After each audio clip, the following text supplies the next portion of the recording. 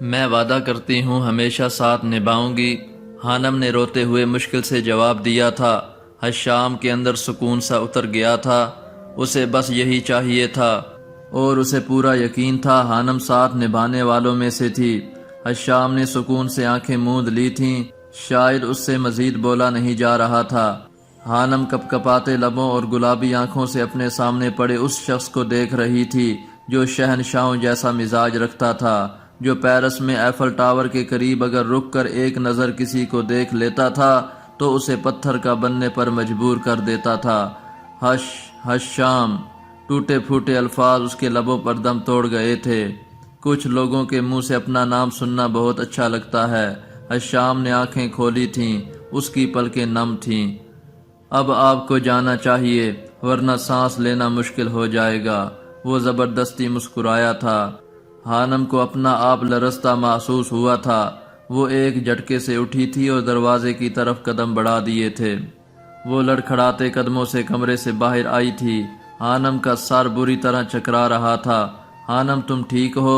روحان جو باہر انتظار کر رہا تھا حانم کو یوں لڑکھڑاتے دیکھا تو اسے کندھوں سے تھامتے ہوئے پوچھا۔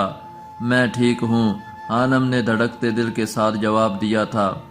تمہیں گھر جانا چاہیے حانم، مجھے تمہاری طبیعت ٹھیک نہیں لگ رہی، تم کافی کمزور نظر آ رہی ہو، روحان فکر مندی سے کہہ رہا تھا۔ حانم واقعی بہت تھک گئی تھی، پہلے شادی کی تھکن اور اب کل سے وہ ہسپتال میں ہی تھی، ٹھیک سے کھا نہیں پائی تھی اور اوپر سے پریشانی۔ ٹھیک ہے، حانم نے جانے کے لیے حامی بھری تھی، وہ مزید یہاں نہیں رک سکتی تھی، اسے رونا آ رہا تھا۔ تم بیٹھو یہاں، میں جواد کو بلاتا ہوں، حشام نے اسے صوفے پر بٹھاتے ہوئے کہا تھا اور خود باہر کی جانب قدم بڑھا دیے۔ تمہیں کھانے پر توجہ دینی چاہیے، مجھے تم سے اس بے وقوفی کی امید نہیں تھی۔ روحان اسے زبردستی کھانا کھلا رہا تھا جبکہ حشام نخرے کر رہا تھا۔ تم ہو نا سمجھدار انسان، حشام مسکرایا تھا۔ میں مذاق نہیں کر رہا، روحان نے اسے گھوری سے نوازا۔ میں بھی سنجیدہ ہوں، حشام کی آنکھوں میں شرارت تھی۔ دیکھو شامو کاکا، زیادہ اوور ایکٹنگ کی ضرورت نہیں ہے، یہ نخرے اپنی بیوی کو دکھانا مجھے نہیں، میں تمہاری بیوی نہیں ہوں۔ روحان چڑ گیا تھا جبکہ حشام اس کی بات سن کر ہنس دیا تھا۔ اسے روحان کا یہ انداز بہت پسند تھا۔ ماہی نے یہ منظر کمرے کے باہر سے دیکھا تھا، شیشے کے اس پار فاصلہ کم تھا اس کے اور حشام کے درمیان، لیکن اس میں یہ فاصلہ مٹانے کی ہمت نہیں تھی۔ وہ نم آنکھیں لیے اسے دیکھ رہی تھی۔ حشام کو ہنستا دیکھ کر وہ بھی مسکرا دی تھی اور اس کی حالت دیکھ کر پھر سے رو دی تھی۔ کچھ دیر بعد روحان کمرے سے باہر نکلا تو وہ رخ بدل کر کھڑی ہو گئی تھی۔ دوپٹے کی مدد سے آنکھوں میں امڑتے آنسوؤں کو صاف کیا۔ یوں رونے سے کیا ہوگا؟ عقب سے روحان کی آواز ابھری تھی۔ ماہی ایک دم اچھلی۔ کب، میں تو نہیں رو رہی، وہ بڑبڑائی۔ ایک بار بات کر لیں، اس سے اچھا لگے گا۔ وہ کہہ کر رکا نہیں تھا، جا چکا تھا، جبکہ ماہی ایک بار پھر حشام کی طرف متوجہ ہو چکی تھی جو اب آنکھیں موندے لیٹا تھا۔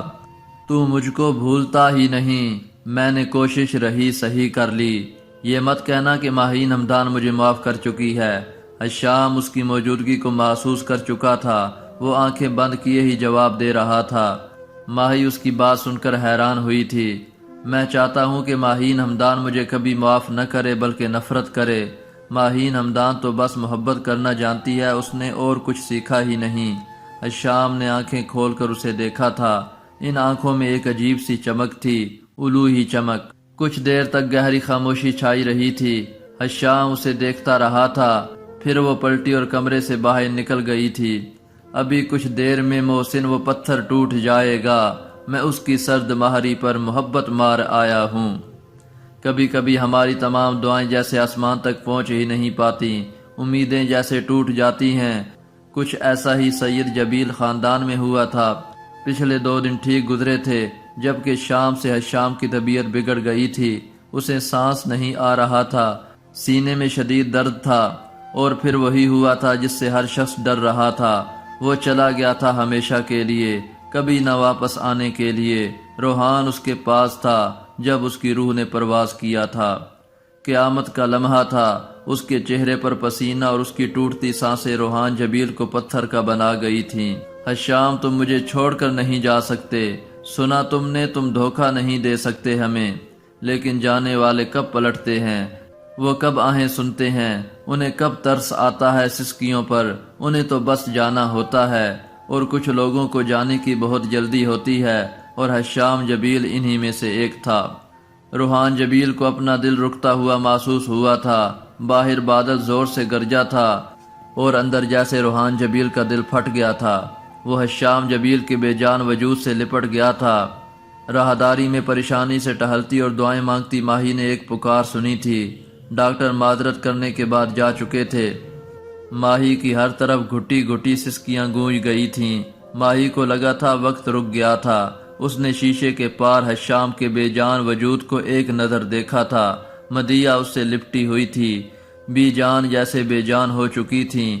ہر شخص کے چہرے پر خوف پھیل گیا تھا۔ میں تمہیں یہیں ملوں گا، آج کے دن اسی وقت۔ ایفل ٹاور کے قریب وہ جادوگر سحر پھونک رہا تھا۔ ماہی کا دل ڈوب گیا تھا۔ 10 سال بے لوث محبت کی تھی اس نے حشام جبیل سے۔ کہہ دینا آسان ہے، کوئی 10 سالوں کو محبت میں گزارے تو پتہ چلے۔ وہ شخص جتنا مضبوط تھا اتنا ہی کمزور ثابت ہوا تھا۔ نہ وہ اپنی خوشی پوری کر سکا تھا، نہ بھی جان کی اور نہ ماہی کی۔ وہ کسی کو دکھ دینا نہیں چاہتا تھا، لیکن وہ آج سب کو ایک گہرا زخم دے گیا تھا۔ بھائی اٹھ جائے نا، آپ تو کبھی اتنا کسی کو پریشان نہیں کرتے تھے، کبھی کسی کو رونے نہیں دیتے تھے۔ آج سب رو رہے ہیں، آپ اٹھیں، آنکھیں کھولیں، دیکھیں نا سب آپ کی وجہ سے پریشان ہیں۔ مدیحہ جیسے پاگل ہو گئی تھی، ارحم سے اسے سنبھالنا مشکل ہو گیا تھا۔ ماہی نے ایک نظر بی جان اور ضیاء جبیل کو دیکھا جن کی زندگی کی جمع پونجی جیسے لٹ گئی تھی۔ بی جان ضیاء جبیل کے سینے سے سر ٹکائے رو رہی تھیں۔ چپ کر جاؤ سب، حشام سو رہا ہے، اسے نیند آئی ہے، روحان دبی دبی آواز میں چلایا تھا، اور پھر اس کے سرہانے کے قریب رکھی کرسی پر بیٹھا تھا، اس کے خوبصورت ہاتھوں کو تھام رکھا تھا۔ اس شخص کے درد کا اندازہ تو ماہی بھی نہیں لگا سکتی تھی، جو بچہ پیدائش کے بعد 4 سال تک خاموش رہا تھا۔ جب وہ بولا تو پہلا لفظ اس کی زبان سے حشام ادا کیا تھا، اور حشام آج اسے چھوڑ گیا تھا، اس کا مرنا یقینی تھا۔ وہ شخص جو اپنی ماں کے مرنے پر نہیں رویا تھا، وہ اب حشام کے پہلو میں بیٹھا اسے اٹھنے کی گزارش کر رہا تھا۔ ایک دم سب کچھ ساکت ہوا تھا۔ ماہی نے اپنا دھڑکتا دل بند ہوتے محسوس کیا تھا۔ اس کی سماعت جواب دے گئی تھی، اس کا دماغ سن ہو چکا تھا۔ وہ تو حشام سے محبت کی دعوے دار تھی، وہ جا چکا تھا اور وہ اب تک زندہ تھی۔ ماہی، کسی نے اس کے کندھے پر ہاتھ رکھا تھا، وہ پلٹی تھی۔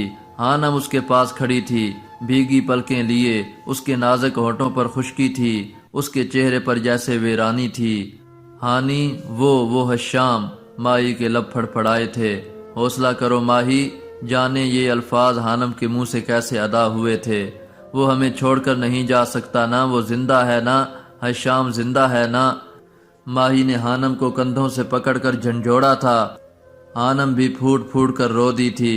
بولو نا، حشام کو کچھ نہیں ہوا، حشام زندہ ہے نا، وہ ہذیانی انداز میں چلائی تھی۔ وہ ٹھیک ہے نا، وہ زندہ ہے، بولو نا وہ زندہ ہے۔ آہستہ آہستہ ماہی کی آواز مدھم ہو گئی تھی، وہ نیچے بیٹھتی چلی گئی تھی۔ اس کا وجود بولے بولے کانپ رہا تھا۔ اس کا دماغ ماننے سے انکاری تھا کہ وہ حشام جا چکا تھا۔ نہ آسمان پھٹا تھا اور نہ ہی زمین، ہاں البتہ آسمان رو ضرور رہا تھا۔ حشام کو کچھ نہیں ہوا، حشام زندہ ہے، حشام زندہ ہے۔ ماہی کی زبان حشام کا ورد کر رہی تھی۔ ہانم اس کے ساتھ نیچے بیٹھ گئی تھی۔ چپ کر جاؤ نا سب لوگ، میرا حشام سویا ہوا ہے۔ اندر روحان حشام کے چہرے کو تکتے ہوئے سب کو چپ کروا رہا تھا۔ بولو نا، حشام ٹھیک ہے نا، سب سے کہہ دو خاموش ہو جائیں، اسے تنگ نہ کریں۔ باہر ماہی ان سب سے خاموش ہونے کی التجا کر رہی تھی۔ ان دو لوگوں نے ایک شخص سے جیسے عشق کیا تھا، اس کی ذات سے، اس کے کردار سے۔ انا للہ و انا الیہ راجعون۔ سید جبیل نے آگے بڑھ کر حشام کی آنکھوں پر ہاتھ رکھ کر انہیں اچھے سے بند کیا تھا۔ روحان نے ایک جھٹکے سے سر اٹھا کر اپنے باپ کی طرف دیکھا جو رو رہے تھے، اور پھر جیسے اندھیرا چھا گیا تھا۔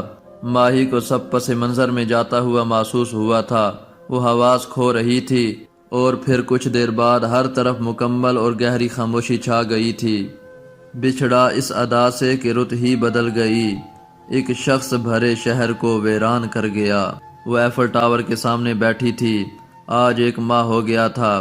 ماہی نے نم آنکھوں سے ایفل ٹاور کو دیکھا تھا، جہاں وہ شخص پہلی بار اس سے ملا تھا اور پھر یہیں ملنے کا وعدہ کیا تھا۔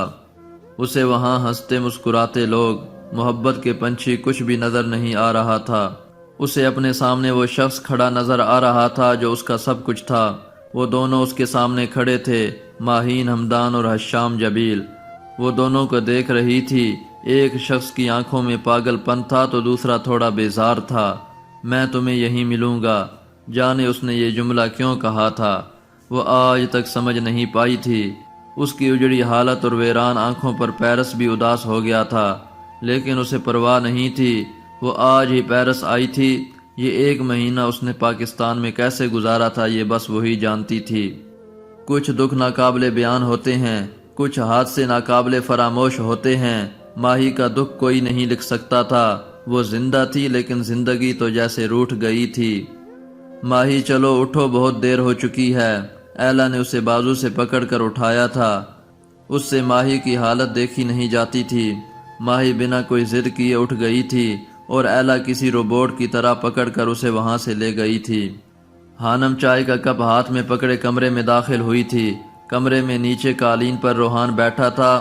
اس کے ہاتھ میں حشام کی تصویر تھی، مسکراتا ہوا حشام جبیل۔ روحان اس سے باتیں کر رہا تھا۔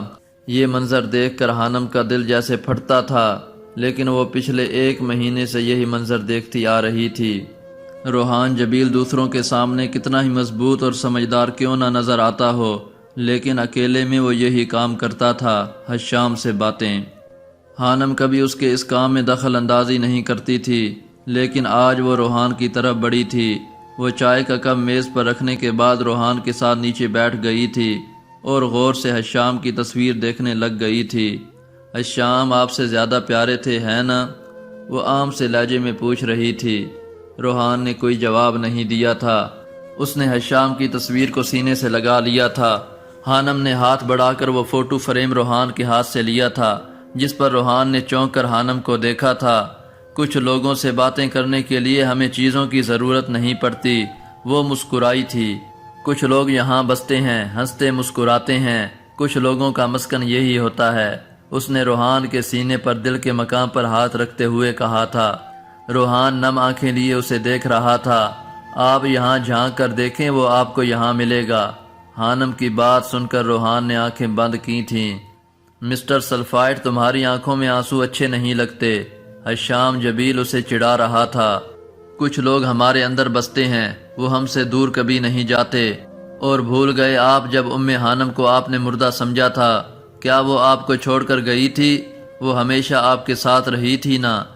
یقین کریں حشام ہمیشہ آپ کے ساتھ رہے گا، ہانم نے روحان کے ہاتھ کو تھامتے ہوئے کہا تھا۔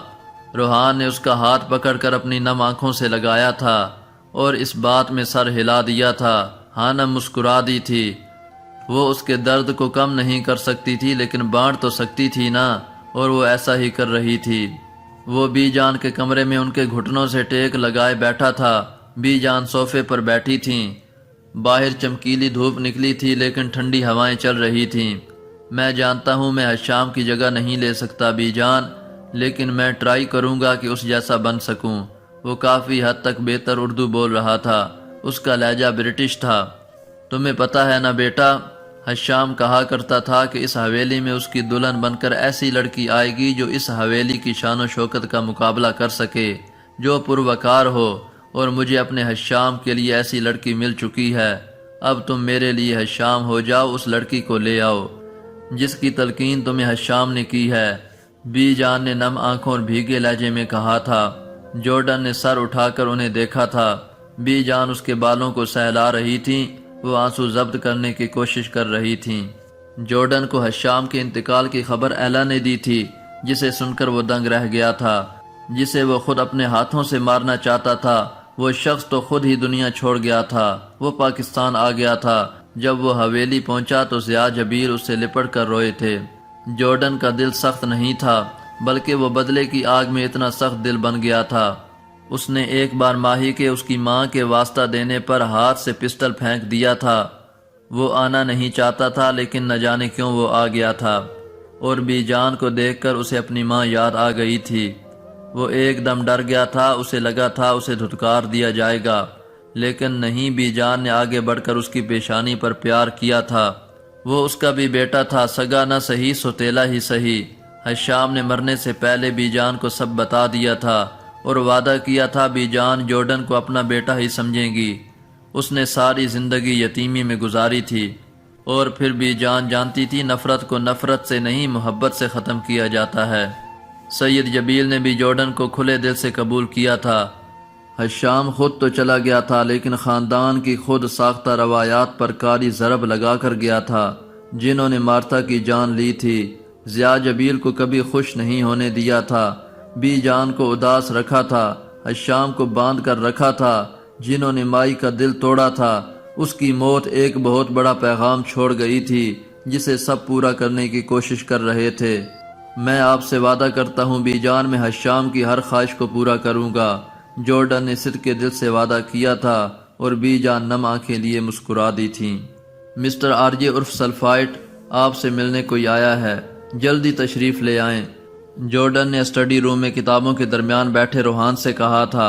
روحان نے چونک کر اسے دیکھا تھا، اس کا انداز بالکل حشام جیسا تھا۔ وہ کتنی ہی دیر اسے تکتا رہا تھا۔ ایسے کیا دیکھ رہے ہو؟ جارڈن نے سوالیہ نظروں سے پوچھا تھا۔ روحان نے سر سے پاؤں تک اسے دیکھا تھا، وہ کافی حد تک حشام سے مشابہت رکھتا تھا۔ وہ اچانک اپنی جگہ سے اٹھا اور جارڈن کی طرف بڑھا تھا۔ جارڈن کو سمجھ نہیں آ رہا تھا کہ وہ اسے کیوں دیکھ رہا تھا۔ اس سے پہلے وہ کچھ کہتا روحان نے اس کے گلے میں اپنے بازو ڈال دیے تھے، بالکل ویسے ہی جیسے وہ حشام کے ساتھ کیا کرتا تھا۔ اب وہ اس سے لپٹا کھڑا تھا، اپنے آنسو ضبط کرنے کی کوشش کر رہا تھا۔ حشام نے کہا تھا وہ ہمیشہ اس کے ساتھ رہے گا، اور آج روحان کو اس کی بات کی سمجھ آئی تھی۔ وہ دونوں بھائی تھے اور ایک دوسرے سے بہت مماثلت رکھتے تھے۔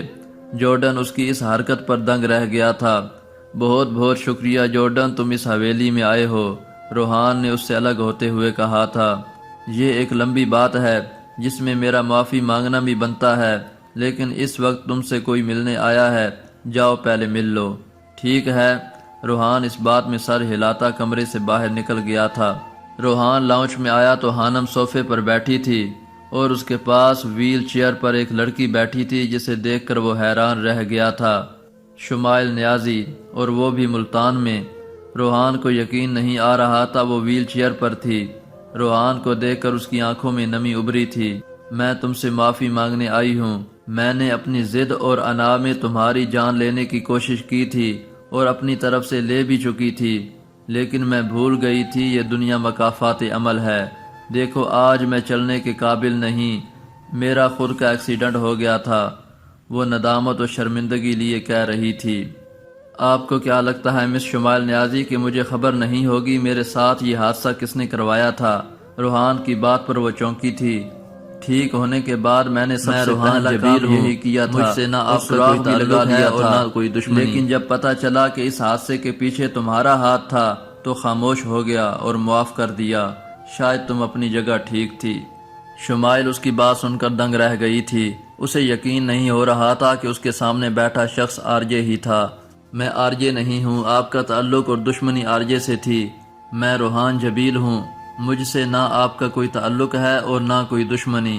وہ جیسے اس کی سوچ پڑ گیا تھا۔ شمائل کے پاس کہنے کو کچھ بچا ہی نہیں تھا۔ برے حادثے بڑے بڑے لوگوں کا غرور توڑ دیتے ہیں، اور شمائل نیازی بھی منہ کی کھا چکی تھی۔ تمہیں اب واپس آ جانا چاہیے روحان بیٹا، انور کو تمہاری ضرورت ہے۔ ڈاکٹر باسر اسے لندن واپس جانے کا کہہ رہے تھے۔ سب کچھ ادھورا تھا۔ یہاں ملتان کی زمین میں حشام دفن تھا۔ روحان کا دل نہیں کرتا اس شہر کو چھوڑ جانے کو۔ میں کوشش کروں گا، کوشش نہیں تمہیں جلد آنا ہوگا، اور حشام بھی تو یہی چاہتا تھا نہ کہ تم بہت آگے جاؤ۔ جی، روحان نے آنکھوں میں آئی نمی کو صاف کرتے ہوئے کہا تھا۔ مجھے امید ہے تم سب سنبھال لو گے کیونکہ اب تم حشام ہو، روحان نے اپنے سامنے کھڑے جارڈن سے کہا تھا۔ وہ اور ہانم لندن واپس جا رہے تھے۔ اپنے حشام پر پورا بھروسہ رکھو، سب ٹھیک ہو جائے گا، اس نے مسکرا کر یقین دلایا تھا۔ بی جان نے ہانم کی پیشانی پر بوسہ دیا تھا۔ وہ ان کے حشام کی پسند تھی اور ان کے شاہ بیٹی کی بیوی۔ بی جان کو وہ ہر لحاظ سے عزیز تھی۔ ایک بوجھل شام میں ڈھیروں دعاؤں کے حصار وہ دونوں لندن کے لیے روانہ ہو چکے تھے۔ وہ کلف لگے سفید کپڑے پہنے، کندھوں پر سیاہ چادر پھیلائے لاؤنج میں اس دیوار کے سامنے کھڑا تھا جس پر ایک تصویر لگی تھی، حشام جبیل کی تصویر۔ وہ بھی کلف لگے سفید کپڑوں میں ملبوس تھا، کندھوں پر چادر پھیلائے، ٹانگ پر ٹانگ جمائے وہ خوبصورتی سے مسکرا رہا تھا، آنکھوں میں الوہی سی چمک تھی۔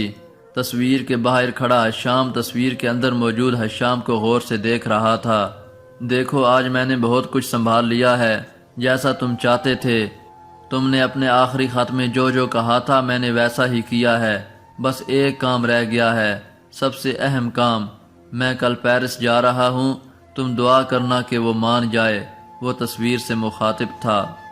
واقعی اس نے سب سنبھال لیا تھا، علاقے کے معاملات، گدی پر بیٹھنے کے معاملات۔ سید جبیل اس سے بہت خوش تھے۔ تمہیں پتہ ہے انسان زندہ ہوتے ہوئے دنیا فتح کرتا ہے، اور تم نے مر کر سب کچھ فتح کر لیا۔ وہ نم آنکھیں لیے کہہ رہا تھا۔ وہ ٹھیک ہی تو کہہ رہا تھا۔ وہ روحان اور حانم کو ملوا گیا تھا۔ وہ بی جان اور سید ضیاء جبیل کے درمیان کی سرد مہری کو ختم کر گیا تھا۔ وہ اسے اس خاندان کا حصہ بنا گیا تھا۔ وہ سید جبیل کو ان کی خود ساختہ روایات سے باہر نکلنے پر مجبور کر گیا تھا۔ اس نے کیا خاص کام کیا تھا؟ کچھ بھی نہیں۔ اس نے صرف محبت کی تھی، ہر شخص سے، انسان سے محبت کی تھی اس نے، اور آج محبت نے اسے فاتح بنا دیا تھا۔ حشام بیٹا، عقب سے بی جان کی آواز ابھری تھی۔ وہ چونک کر سیدھا ہوا۔ جی بی جان۔ وہ ان کی طرف بڑھا تھا۔ میرا بیٹا اہم مقصد کے لیے جا رہا ہے، اللہ اسے کامیاب کرے، آمین۔ بی جان نے اس کا صدقہ اتارا تھا۔ ان کی آنکھیں جھلملا رہی تھیں۔ آپ فکر نہ کریں، میں کامیاب لوٹوں گا۔ وہ پر اعتماد تھا۔ مجھے یقین ہے میرے بچے، یقین ہے مجھے۔ بی جان نم آنکھوں سے مسکرا دی تھیں۔ آج 2 نومبر تھا۔ ماہی اسی جگہ پر بیٹھی تھی جہاں پہلی بار اسے حشام جبیل ملا تھا۔ اس نے کہا تھا وہ دوبارہ یہیں ملے گا، اور ماہی کو یقین تھا۔ اس کی دنیا جیسے اجڑ گئی تھی، چہرے کی اداسی، آنکھوں کی ویرانی۔ وہ ایک زندہ لاش لگتی تھی، لیکن پھر بھی اس کے ملنے کے انتظار میں تھی۔ کتنے مہینے گزر گئے تھے، لیکن اس کے وجود میں تبدیلی نہیں آئی تھی۔ وہ ساکت پتلیوں سے ٹاور کو گھور رہی تھی، جب اس کی آنکھوں کی پتلیوں میں جیسے جنبش ہوئی تھی۔ ایک لڑکا جو اس سے کافی فاصلے پر تھا، چلتا ہوا ٹاور کی طرف بڑھ رہا تھا، اور پھر ٹھیک اسی جگہ پر جا کر رک گیا تھا جہاں حشام اسے پہلی بار کھڑا نظر آیا تھا۔ حشام! ماہی کے لب پھڑپھڑائے تھے۔ حشام! وہ اٹھتے ہوئے چلائی تھی اور اس طرف بھاگی تھی جہاں وہ کھڑا تھا۔ ہانپتی کانپتی وہ اس تک پہنچی تھی جو پینٹ کی جیبوں میں ہاتھ ڈالے ٹاور کو گھور رہا تھا۔ ماہی نے کندھے سے پکڑ کر اس کا رخ اپنی طرف کیا تھا۔ وہ اس وقت پاگل نظر آ رہی تھی، اور پھر اپنے سامنے کھڑے شخص کو دیکھ کر وہ دنگ رہ گئی تھی۔ جارڈن تم؟ اسے یقین نہیں ہو رہا تھا وہ وہی تھا، حشام جیسا لیکن جارڈن۔ سوری، آپ کو غلط فہمی ہوئی ہے، میرا نام حشام بن جبیل ہے، وہ آنکھوں سے چشمہ اتارتے ہوئے بتا رہا تھا۔ ماہی کے چہرے کا رنگ فک ہوا تھا۔ وہ پیدائشی مسلمان تھا۔ جارڈن نام بدل کر روحان نے اس کا نام حشام رکھ دیا تھا۔ ماہی بے یقینی سے اسے دیکھ رہی تھی۔ وہ واقعی حشام جبیل لگ رہا تھا، چہرے پر وہی نرم سی مسکراہٹ، آنکھوں میں وہی محبت لوٹاتی الوہی سی چمک۔ وہ جارڈن تو کہیں سے نہیں لگ رہا تھا۔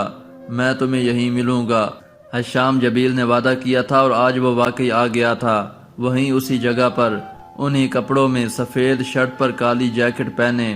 وہ حشام جبیل تھا۔ اس کی شکل حشام سے بہت مشابہت رکھتی تھی، شاید وہ دونوں بھائی تھے اس لیے۔ جبکہ جارڈن تو جیسے ایک جانور تھا، جانوروں جیسے کمر پر بکھرے لمبے بال، چہرے پر کرختگی، الفاظ میں سختی، جبکہ آنکھوں میں نفرت۔ یہ جارڈن تو نہیں تھا، یہ تو حشام جبیل تھا۔ نہیں، ایسا نہیں ہو سکتا۔ ماہی ایک قدم پیچھے ہوئی تھی۔ میری بات سنو ماہی، حشام نے اسے روکنا چاہا تھا۔ تم حشام نہیں ہو، تم اس کی جگہ نہیں لے سکتے، وہ ہیجانی انداز میں چلائی تھی۔ میری بات تو سنو۔ حشام اس کی طرف لپکا تھا۔ نہیں سننی مجھے کوئی بات۔ وہ پاگل ہو گئی تھی اور پھر وہاں سے بھاگی تھی۔ تمہارے لیے میرے پاس حشام کی طرف سے ایک پیغام ہے۔ ماہی کے قدم ساکت ہوئے تھے۔ اس نے پلٹ کر بے یقینی سے اسے دیکھا تھا۔ حشام پروقار طریقے سے چلتا ہوا اس کی طرف آیا تھا۔ ماہی کو ایک بار پھر اس پر حشام کا ہی گمان ہوا تھا، اور کیوں نہ ہوتا، وہ اب تھا ہی حشام جبیل۔ یہ لو۔ حشام نے جیکٹ کی جیب سے ایک لفافہ نکال کر ماہی کی طرف بڑھایا تھا۔ یہ تمہارے حشام کا تمہارے لیے آخری پیغام ہے۔ اس کی بات سن کر ماہی کا سانس اٹکا تھا جیسے، اور پھر اس نے ہاتھ بڑھا کر عقیدت سے وہ لفافہ تھاما تھا جس میں حشام کا آخری خط تھا، جو ماہین حمدان کے لیے آب حیات کی مانند تھا۔ میرے لیے حشام کا خط؟ اسے یقین نہیں ہو رہا تھا۔ آنکھوں سے آنسو بہہ رہے تھے۔ مجھے آپ کے آنسو تکلیف دیتے ہیں مس ماہین حمدان، وہ جذبات سے چور لہجے میں کہہ رہا تھا۔ ماہی نے چونک کر اسے دیکھا تھا۔ یہ تو اس کے حشام کا لہجہ تھا۔ وہ ایسے پکارتا تھا اسے، اور ہسپتال میں بھی ایسے ہی پکارا تھا۔ ماہی کو اپنا دم گھٹتا محسوس ہوا تھا۔ اس کے چہرے پر حیرانی پھیلی تھی۔ وہ پھٹی پھٹی آنکھوں سے اپنے سامنے کھڑے حشام جبیل کو دیکھ رہی تھی، اور پھر بھاگنے والے انداز میں تیز تیز قدم اٹھاتی وہاں سے چلی گئی تھی۔ پیچھے حشام کی نظروں نے دور تک اس کا پیچھا کیا تھا۔ گھر آنے کے بعد کتنی ہی دیر وہ اس خط کو آنکھوں سے لگائے بیٹھی رہی تھی۔ وہ اس کے حشام نے اس کے لیے لکھا تھا۔ ماہی کو یقین نہیں ہو رہا تھا۔ رات کے نہ جانے کون سے پہر اس نے کانپتے ہاتھوں سے وہ خط کھولا تھا۔ وہ نام لیتی ہے اور جان ڈال دیتی ہے، الگ مزاج ہے اور معجزاؤں جیسا ہے، ماہین حمدان کے نام۔ ایک خوبصورت شعر، اس کا نام خط کے شروع میں چمک رہا تھا۔ ماہی کے ہونٹوں پر دلکش مسکراہٹ رینگ گئی تھی۔ ایسا لگتا تھا جیسے اس کا خط نہیں بلکہ حشام خود اس سے مخاطب ہو۔